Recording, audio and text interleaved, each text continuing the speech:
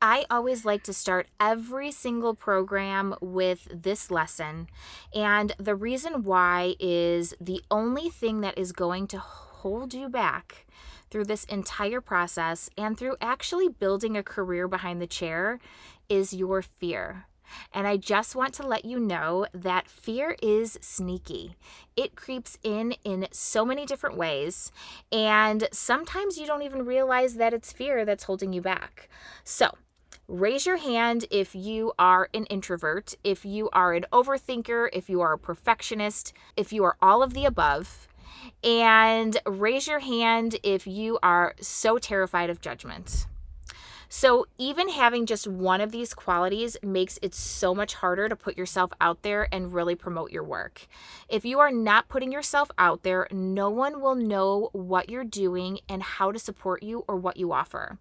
And if you are not recognized, then you will have a very difficult time getting seats filled inside of your books.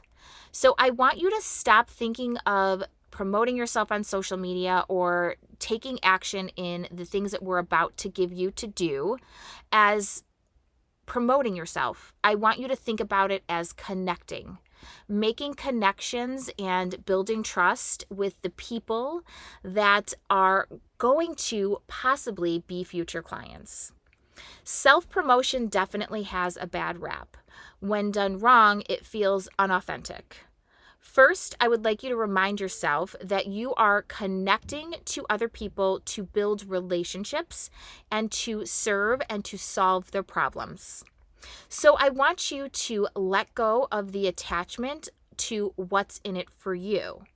Instead, talk about your work and your passions, how you solve common hair problems, and the things that you love. Think about getting to know others and allowing them to get to know you, whether in person or on social media. Share from a place of passion, enthusiasm, and I promise you it will be contagious. I also want you to take a moment to reflect on why showing up really scares you. When I am working through my personal fears, I like to start by facing the fear straight on. I like to ask questions like, why does this scare me? Why is this making me nervous?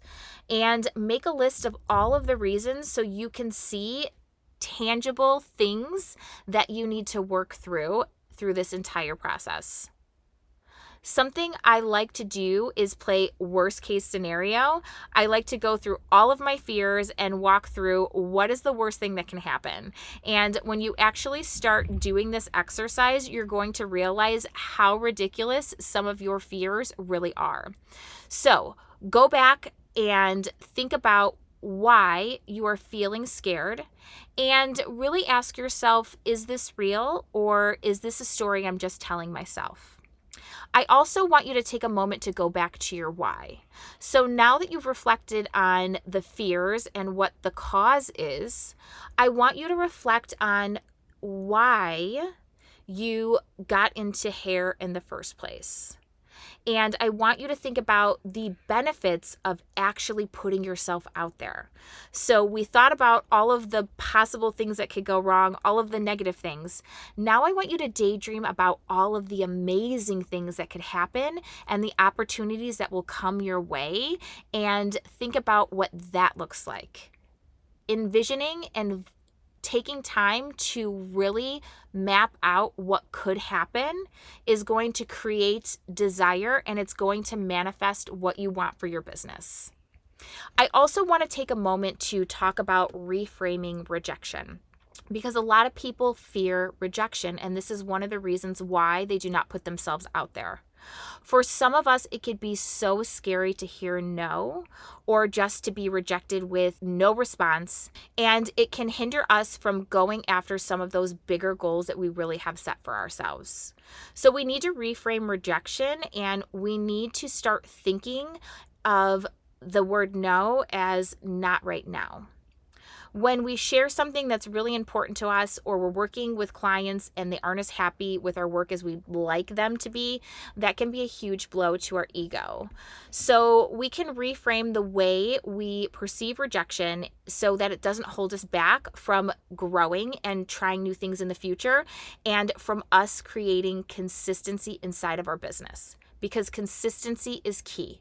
That is going to be the most important thing for you, is to continually grow and work on your business until you've got those chairs and those spots filled in your schedule.